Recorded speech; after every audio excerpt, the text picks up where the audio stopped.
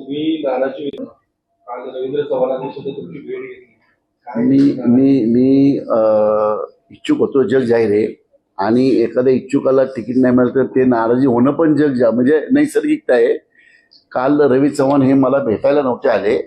काल त्यांच्या मित्राच्या मुलाचं लग्न होतं आणि माझी जुनी मैत्री असल्या कारणाने त्यांचा फोन आला की मी आहे पुण्यात आलोय संजय, म्हणून आम्ही भेटलो. याचा अर्थ ते फक्त माझ्यासाठी आले होते किंवा नाराजांसाठी आले होते असं काही नाहीये.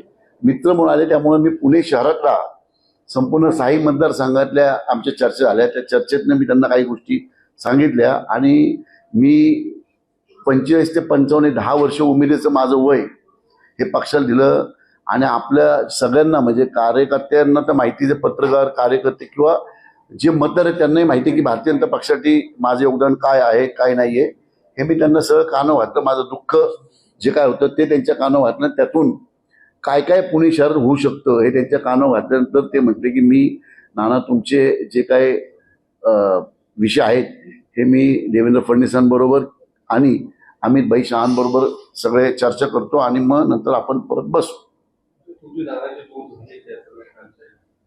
नाही, नाराजी दूर म्हणजे असं आम्ही नाराज कधी पण असतो बघा. तुम्हाला आठवत असेल 2014 साली आपले अनिल शिळेंना तिकीट मिळालं. बापट साहेब खूप ॲग्रेसिव्ह होते. राज्यात विरोधी पक्षी सत्ता होती. त्यांना कल्पना नव्हती की आपली राज्यामध्ये सत्ता परत येईल, म्हणजे भाजपची सत्ता येईल महाराष्ट्रात. त्यामुळे लोकसभेसाठी ते खूप वाद घालत होते. त्या वादानंतर अनिल शिळेंना तिकीट मिळालं, पण ते लगेच कामाला लागलं. 2019ला भारतामध्ये एकमेव व्यक्ती असेल अनिल शिळे की जे 5 वर्ष पूर्ण सभागृहात 100% उपस्थिती होती त्यांची. एवढं मेरिट असताना 19ला त्यांचं तिकीट कट केलं आणि आपण बापट साहेबांना लोकसभेत तिकीट दिलं. अनिल शिळे तत्पर्य लगेच ज्या दिवशी फॉर्म भरला त्या दिवशी सगळे झाले.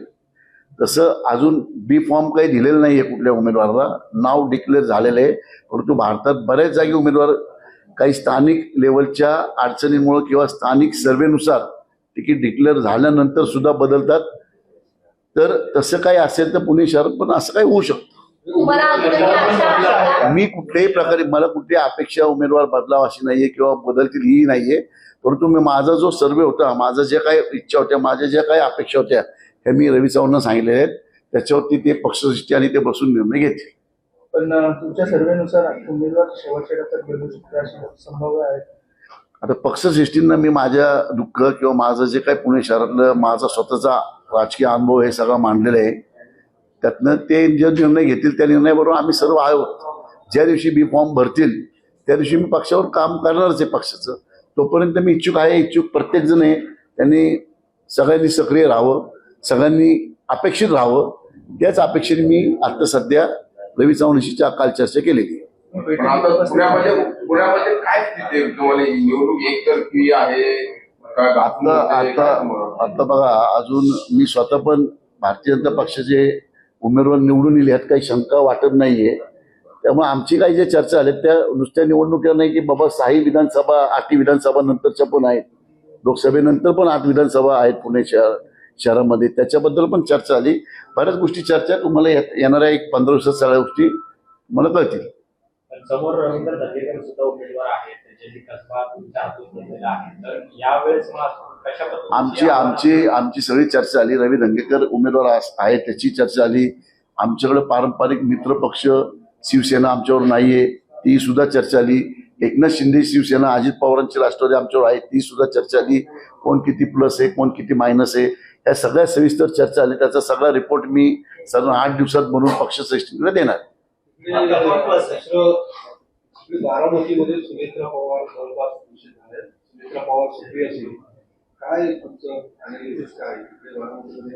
आता मी मागच सांगितलं की बारामतीमध्ये अजितदादांच्या म्हणजे राष्ट्रवादी जी आमच्या वहिनी उभ्या आहेत, सुनेत्रा वहिनी, त्या निवडून दिले. मग मागच सांगितलं, कारण आपण बघितलं तर कालही जी नाराजी होती, 2 नेत्यांची नाराजी होती, जी हर्षवर्धन पाटील असतील किंवा विजय शिवतरे, त्या दोघांची नाराजी देवेंद्र फडणवीस साहेबांनी पूर्णपणे संपवलेली आहे. त्यामुळं आता काही विजय होण्याचा मार्ग एकदम सुकर झालेला आहे. बारामती आम्ही नक्कीच जिंकू. तुमची नाराजी पण अशी नैसर्गिक नाराजी असती, नैसर्गिक ती जाती पण असं काही नाही. आता बघू, आता तुम्ही माझ्या आता बघू काय नाराजी, म्हणजे मला असं वाटतं की बाबा ते निर्णय घेतील चांगला, ज्याच्यापासून माझी आणि इतर लोकांची, माझी एकट्याची नाराजी नाही आहे, बऱ्याच लोकांची नाराजी सगळ्यांची दूर होईल. हो, तेच मी आपण आत्ताच सांगितलं की शिवतारे आणि मी आतापर्यंत 5 मतदारसंघात 4 मतदारसंघात पूर्ण आमच्या विधानसभेचा सर्वे झालेला आहे. 2 मतदारसंघात आज उद्या परवा होईल आणि 8 दिवसांनी पक्ष सिस्टीमकडे तो सर्वे मी नक्कीच पाठवेल. आणि आता सध्या आमचं चालू आहे सर्वे, तो सगळं झालं की आपल्याला देता येणार नाही मला, पण पक्ष सिस्टीमकडे नक्कीच पाठवेल. भारतीय जनता पक्ष तुमचा वापर करून घेतोय असं मागे पण एकदा तुम्ही बोलला होता की भावना होती, आजही तुम्हाला तसंच वाटतं? नाही, असं काही नाहीये. वापर नाही नाही असं काही नाहीये.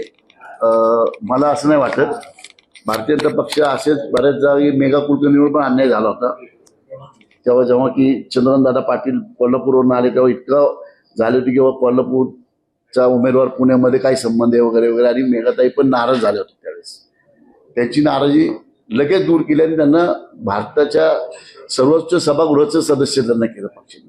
त्यामुळे नाराजी हे निवडणुका आल्या की नाराजी, जसा पक्ष मोठा तशी नाराजी वाढती. बी फॉर्म देऊन कलेक्टरला बी फॉर्म भरला गेला तरी सगळ्यांची नाराजी दूर होती, त्याची फायनल होतं आणि मग त्याचं सगळं एक जीवनी काम करतं.